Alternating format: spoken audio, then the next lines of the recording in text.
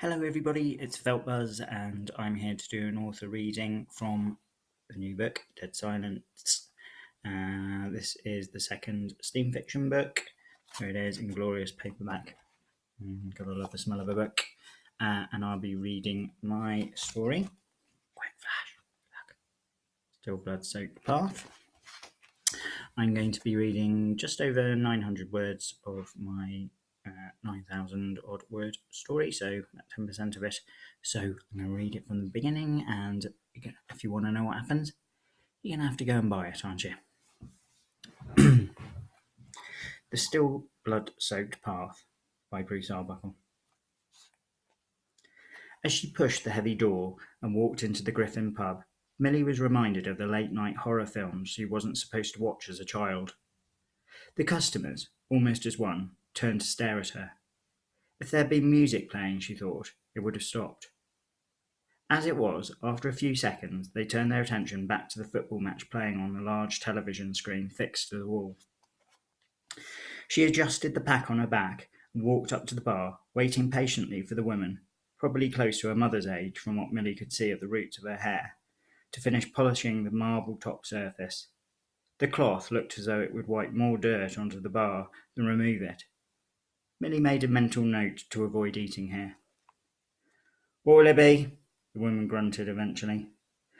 "Oh, hello. I booked a room here, in the name of Flagg. Millie Flagg." The woman nodded.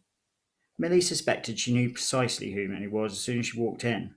This place was not exactly overrun with tourists, bird spotters, or walkers. At least, not at this time of year. The ferry wasn't even running properly. Millie's production company had arranged for a fisherman to bring her over in his rather rusty-looking old boat. It was a short trip, but extremely unpleasant. "You're early. Room's not ready till 5. Millie pulled out her phone, 5:15. Still no network signal. "That's okay, I'll wait." "Suit yourself." "Can I have a drink whilst I'm waiting?" "It's a pub, isn't it?" She looked Millie up and down. "Don't ask me what the wine is, it's white, that's all I know." Millie took a deep breath, trying not to let the woman's attitude get to her. "I'll have a pint of—" She looked at the 5 pumps in front of her. "Demon's Creek, please." Did she detect a crack in the woman's face, a slight upturn of the lips? It wasn't exactly what Millie would normally describe as a smile, but it was a step away from a sneer. She looked around her at the other customers while she waited for a drink. 4 old men who looked as though they'd grown out of the stools they sat on stared at the television screen. Simultaneously, they picked up the glasses in front of them, took a gulp before returning them to the table without taking an eye from the action on the screen. In the corner, by the window, an old woman sat nursing a half-pint of what looked like stout, an open magazine on the table in front of her. She was staring at Millie. Millie smiled and mouthed, "Hello." But the woman didn't react, just continued to stare. "That'll be £3.70, the barman said, slamming a glass of foaming beer onto the bar in front of her. "Can you stick it on my room?" Millie asked, smiling. The woman shook her head, pointed to the sign by the till. "Don't ask for credit, as refusal often offends." Shrugging, Millie pulled her backpack from her shoulders, opened it, and after retrieving her purse, pulled out a card. The woman shook her head again. "Cash only. Machine's not working." Millie reopened her purse. For once she had the sense to bring plenty of cash. The woman took the note Millie offered her and examined it carefully before extracting coins from the till and dropping them onto the bar next to Millie's open hand. Millie sighed and used one hand to sweep the coins off the bar into the other before dropping them into her bag. The locals were clearly as friendly as her mother had told her. "They're a miserable bunch of people, Millie. Unpleasant, vindictive. Don't go, please." Millie could hear the anxiety in her mother's voice. She pictured her sitting at the kitchen table, teapot beside her.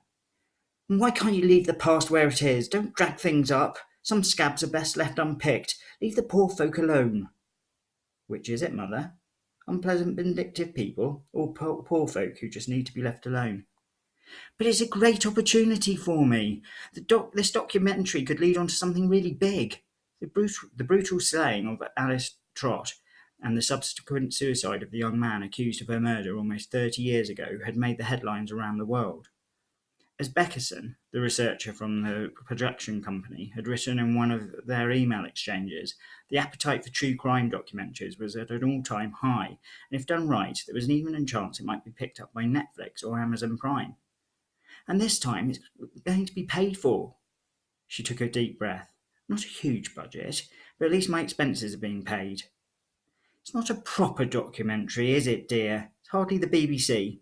I really wish you'd get a real job.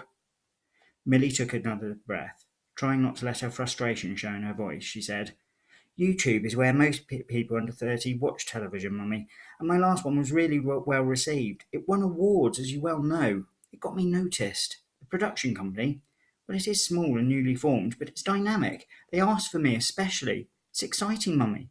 Can't you at least pretend to be happy for me? Silence on the other end of the phone, aside from her mother's breathing. Then, don't go, please. It will end badly. If you want to find out what happens, you're going to have to buy the book. Love you. Steam on.